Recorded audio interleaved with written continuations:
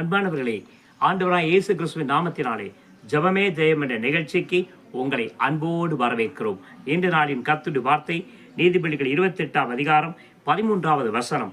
தன் பாவங்களை மறைக்கிறவன் வாழ்வடைய மாட்டான், அவைகளை அறிக்கை செய்து விட்டு விடுகிறவனோ இரக்கம் பெறுவான் என்று வேதம் சொல்கிறது. ஆம் அன்பானவர்களே, யார் இரக்கம் பெறுவார்கள்?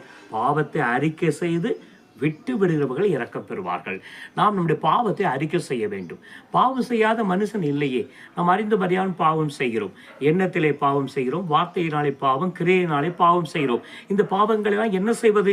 ஆண்டவர் ஏசப்பாட்ட முழங்கால் படியிட்டு, ஏசப்பா என் பாவத்தை மன்னிங்க என்று சொல்லி அறிக்கை செய்யும் போது இரக்கத்தை நாம் பெறுவோம். அறிக்கை செய்வது மாத்திரமல்ல, விட்டு விடும்போது ஆண்டவருடைய இரக்கமும் கிருபையும் ஆசீர்வாதமும் உங்கள் மீது திரளாய் பொழிவாருங்க. ஜெபிப்போமா?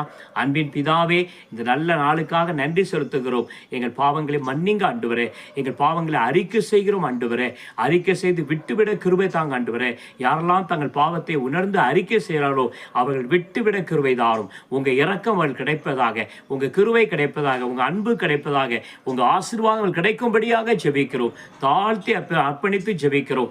மகிமையா உமக்கே செலுத்துகிறோம்.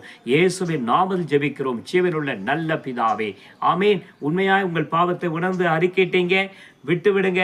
தேவனுடைய இரக்கம் உங்களுக்கு இப்போது எப்போதும் கிடைப்பதாக. God bless you. Thank you.